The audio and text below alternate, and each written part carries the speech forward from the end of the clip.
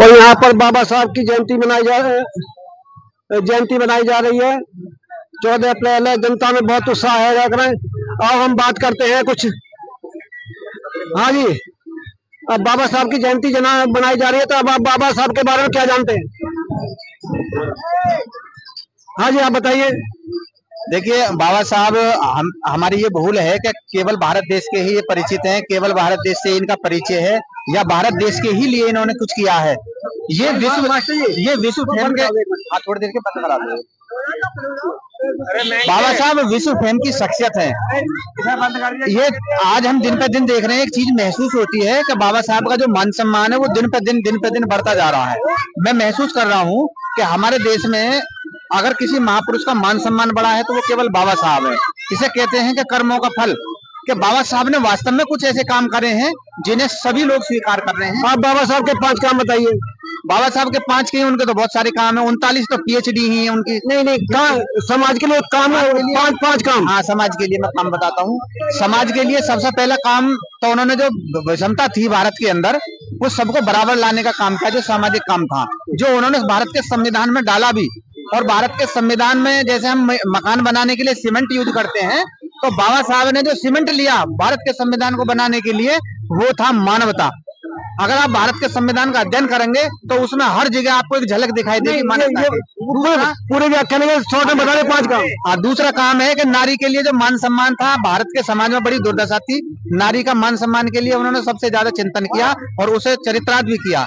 दूसरा, उन्होंने कृषि के मामले में, भारत कृषि प्रधान देश है, तो जितनी भी सिंचाई की व्यवस्था है वो सारी की सारी बाबा साहब की है, जितने भी डैम बनवाए हैं। दूसरी बात है, रिजर्व बैंक ऑफ इंडिया, जो वित्त की व्यवस्था थी, क्योंकि इकोनॉमिक्स के बाबा साहब थे, तो उन्होंने वित्त की व्यवस्था का संचालन भारत में। आज भारत वित्त के मामले में बड़े आक्रमण हुए हैं, लेकिन उसके बावजूद भी भारत वित्त के मामले में हर बार खड़ा उठता है। वो सिर्फ बाबा साहब का ही विचार है। शिक्षा के लिए उन्होंने शॉर्ट में बताइए जी, 5 का काम। हाँ जी, चलिए। बाबा साहब जो माना जाता है भारतीय संविधान बनाया, वो संविधान में जो काम कर रहे थे किस पद पर थे? संविधान में जो काम किए, जो संविधान में किस पद पर थे उस समय का कानून मंत्री थे। कमेटी अध्यक्ष थे। अच्छा, हाँ, संविधान के प्रारूप समिति के अध्यक्ष थे। आप ये बताइए, जो उन्होंने भारत सरकार से त्याग पत्र दिया, उसमें 2 खास मुद्दे क्या थे? उसमें ये था, नारी का वो जो था हिंदू कोड बिल। बाबा साहब चाहते थे कि हिंदू कोड बिल मेरे मंत्री पद पर रहते हुए लागू हो। तो नेहरू ने पहले विश्वास दिलाया था कि हम लागू करेंगे, लेकिन नेहरू ने भी लाख कोशिश की और वो हिंदू कोड बिल पास नहीं हो सका। सर आप ये बताइए कि जो अनुसूचित जाति और जनजाति को आरक्षण संविधान के किस अनुच्छेद में मिला है? अनुच्छेद 14 में। वो तो समानता के बारे में, जो आरक्षण के बारे में बात की गई, वो कौन सा अनुच्छेद है? वो तो कई अनुच्छेद है, सारे विभागों का तो सारा संविधान ही।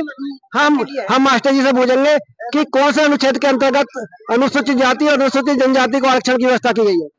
नहीं, मुझे तो पूरी जानकारी नहीं इस मामले में। ठीक है, अब हम क्या कर रहे हैं, जो कार्यक्रम में अगर एक मुख्य मतलब भागीदार हैं जो पिछड़ी जाति से बिलोंग करते हैं। हाँ जी, पिछड़ी जाति को जो आरक्षण दिया गया संविधान में बाबा साहब द्वारा, किस अनुच्छेद के अंतर्गत दिया गया?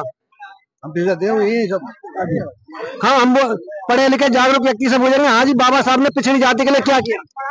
बहुत कुछ किया। तो विशेषकर पिछड़ी जाति के लिए किस माध्यम से, किस अनुच्छेद में क्या किया? हाँ जी, हम नए कैलेंडर से याद करें, बाबा साहब का जन्म कहाँ हुआ? मऊ में। मऊ कौन से प्रदेश में पड़ता है? मध्य प्रदेश। जो बाबा साहब की दीक्षा भूमि कहाँ है? नागपुर। नागपुर में। जो बाबा साहब का जो पूना पैक्ट, उसके बारे में क्या बताना चाहेंगे? गांधी जी और डॉक्टर साहब के संबंध में आपस में समझौता हुआ था। समझौते में क्या शर्तें थी? समझौते में यही शर्त थी, बाबा साहब अपने अलग मांग रहे थे, निर्वाचन का क्षेत्र मांग रहे थे बाबा साहब, तो गांधी जी मना कर रहे थे, वोट बैंक का अधिकार मांगा।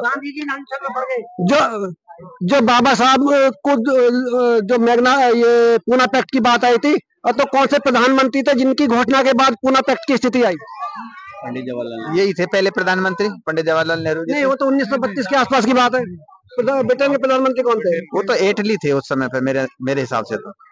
जिस समय पूना पैक्ट हुआ तो महात्मा गांधी किस किले में आकर मतलब क्या थे, कहाँ पर रह रहे थे? इतनी जानकारी नहीं है, इतनी जानकारी नहीं है किस किले में थे।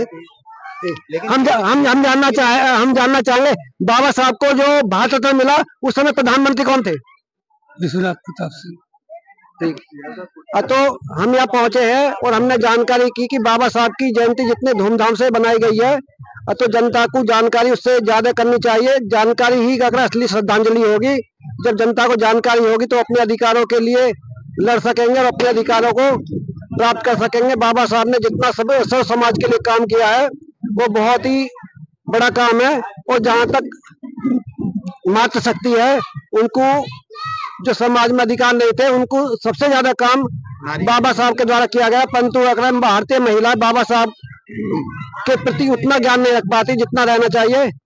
और बातचीत करने के लिए बहुत बहुत धन्यवाद।